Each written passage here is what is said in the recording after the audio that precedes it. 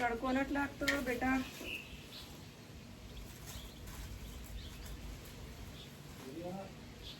એ વિપુલ, આ ખોલી આપને છેલ્લી વાર.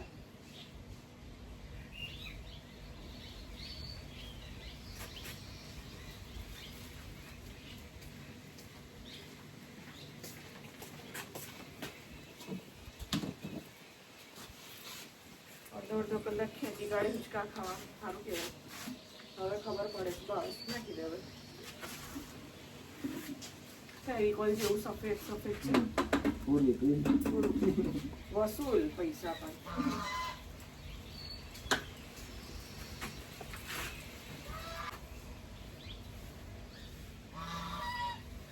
પૈસા વસૂલ.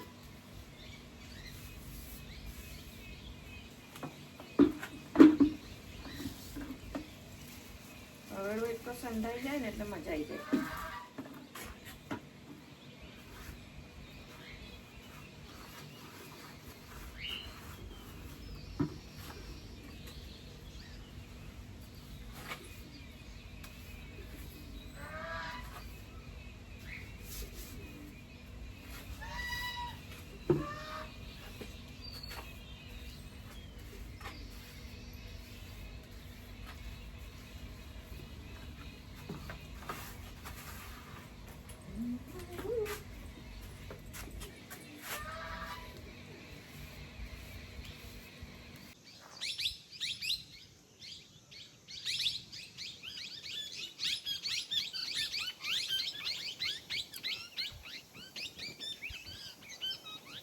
પક્ષીઓ બોલે છે પણ દેખાતા નથી, કારણ કે કલર મેચ થઈ જાય છે.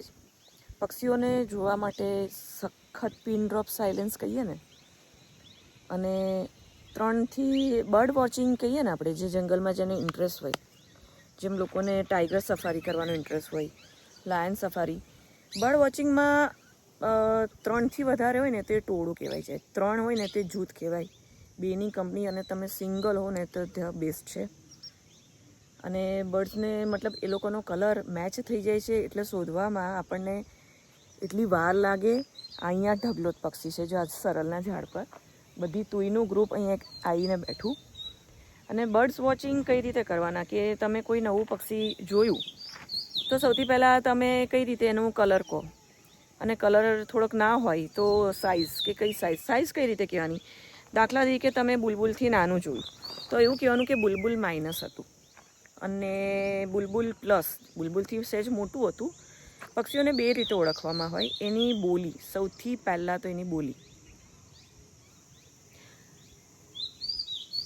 આ દૈયળ છે મેકપાય રોબિન, એટલે પક્ષીઓને એના દેખાવ પરથી પણ એ આપણને માંડ એ લોકો મૂવમેન્ટ ના કરે. જ્યારે આપણે ઝાડ નીચે આસપાસ હોઈએ મૂવમેન્ટ ના કરે.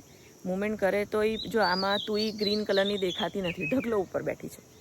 અને જે આ બોલે છે એ મેકપાય રોબિન, ગુજરાતીમાં એના દૈયળ કહેવાય છે. અને બુક્સ માટે જો હું સજેસ્ટ કરું ને તો મારી પાસે 20 વર્ષ જૂની છે સલીમ અલીની books, the book of Indian birds. મારા માટે અત્યારે નવી એડિશન આવતી હશે, પણ પક્ષીઓની ઓળખ માટે એ બહુ જ સરસ બુક છે. તમે ટ્રાય કરજો લેવા માટે જો મળતી હોય તો. એ તો મારી સૌથી જૂનામાં જૂની બુક છે.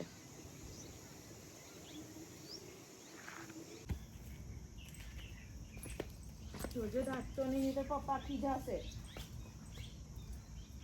ઓકે,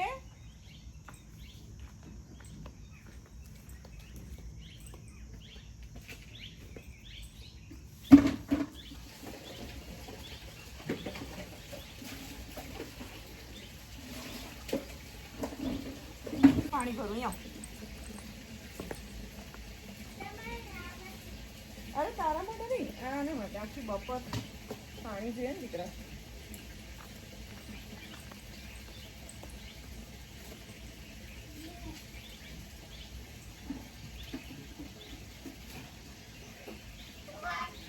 ચોખ્ખું પાણી કરી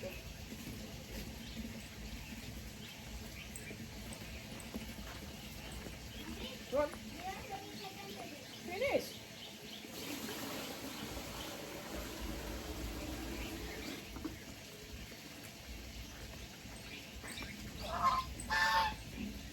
પીવે.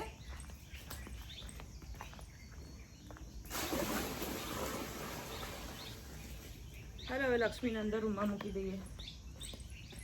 એક દીદીને જોબ જવાનું છે એટલે એ ફોરેસ્ટ વાળા છે ને બેટા, અત્યારે ડ્યુટી છે. મેં પૂરતી હતી. એ લોકો બી ગયા. લક્ષ્મીએ તોફાન કર્યું ને એટલે એ લોકો બી ગયા. એ લોકોને એમાંથી એક છે ને એને અત્યારે ડ્યુટી જોઈન કરવાની હોય. ફોરેસ્ટ વાળા છે એ. હા મમ્મી આ બાજુ ઉતાર ને. એ બાજુ ઉતારું. હા તો ચલ હાલ આવતર. બહુ નહીં હા, કાલની જેમ મને પાણી નહીં ઉડાડતો. આવતર.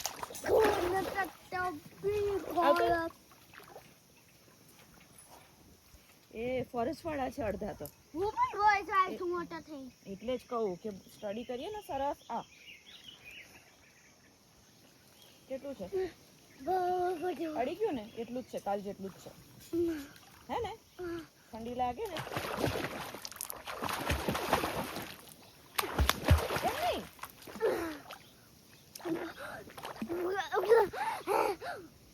થોડી વાર ઉપર આવી જવાનું એટલે રેસ્ટ મળી જાય. થોડી વાર ઉપર આવી જવાનું. આમ જો શૌર્ય, આમ free style. This is free style. Yes free style. મને આ સિમન કરતા નહીં આવડે તો આમાં ડૂબી જાવ. જલ્દી જલ્દી શીખી જઈશ. આમ જો આની સાથે સાયકલિંગ પણ ચાલુ રાખવાની પાછળ. હા હા એની પાછળ છે ને પગની સાયકલિંગ ચાલુ રાખવાની. આમ આમ આમ આમ. પણ હું બાર ઊભો થઈ ગયો મને ફાટું નહીં. એમ નહીં, અહીંયા પ્રેક્ટિસ કરવાની. પ્રેક્ટિસ કરવાની. હા સાયકલિંગ પણ કરવાની અને હેન્ડ્સ પણ હલાવવાના.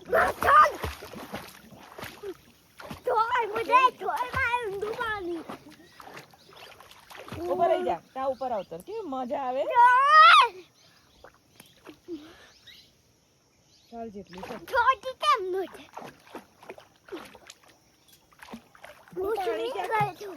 ક્યાંક પાણી પી જાય તો મમ્મા બીવે એટલે.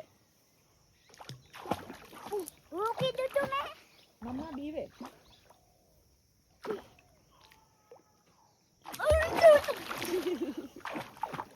આવતર ઉપર થોડી વાર.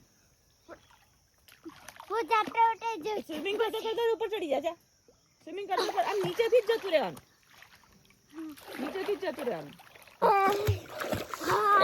અત્યારે આખા દિવસમાં આ એક એટલું સરસ ઠંડી લાગે ને એટલી મજા આવે ને મને એમ થઈ જાય. પણ પછી અત્યારે વળી કોણ ફરી નાય ને ચેન્જ કરે કે કોણ નાય. બાકી અત્યારે આ જે ટાઈમ છે એક બાજુ તડકો ને એક બાજુ ઠંડુ પાણી એટલી મજા આવે. હા ચાલો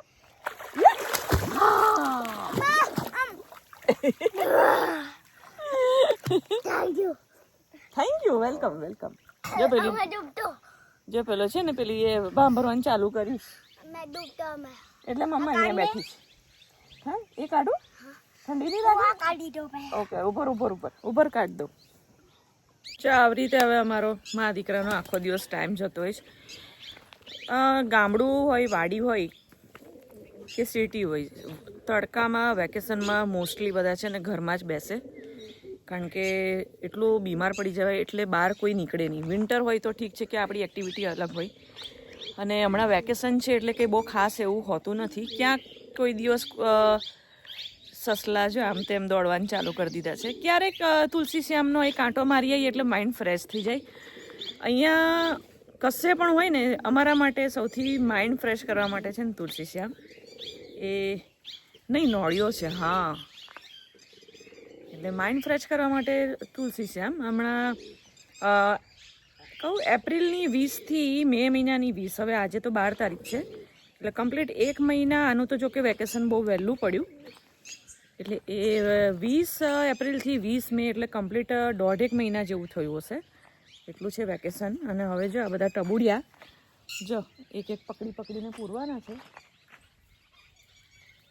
અને જેવી ટીટોડી 3 બચ્ચા લઈને આવી હતી તો મેં ઇન્સ્ટા પર રીલ કરી હતી કે 3 બચ્ચા છે. અને એના બીજા દિવસે સેકન્ડ ડે અમારે તરત એક દિવસ પૂરતું છે ને રાજકોટ જવું પડ્યું હતું. બીજા દિવસે ખબર પડી કે એક જ બચ્ચું છે એટલે મારવાના કામ છે ને. કાગડા જો એ કાગડાની એક પેર છે ને એ બહુ નુકસાન પહોંચાડે છે. ધ્યાન ના આપીએ. કબૂતર ખોલીએ એટલે અમારે જો અહીંયા આવી રીતે ને આવી રીતે માથે રહેવું પડે. જો 3 આ બાજુ છે.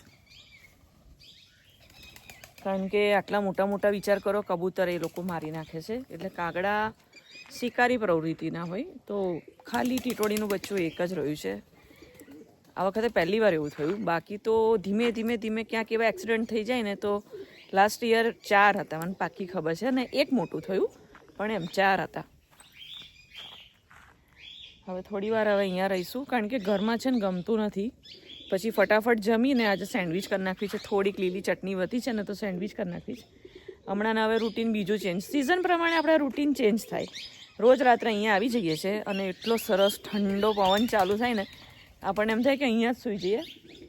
કલાક પોણો કલાક અહીંયા રહીએ ને પછી ઊંઘવા જઈએ છીએ, હું ને શૌર્ય. કોઈ ના હોય ને તો હું ને શૌર્ય તો હવે અહીંયા રહીએ જ છીએ. ચોમાસામાં એવું નહીં હોય.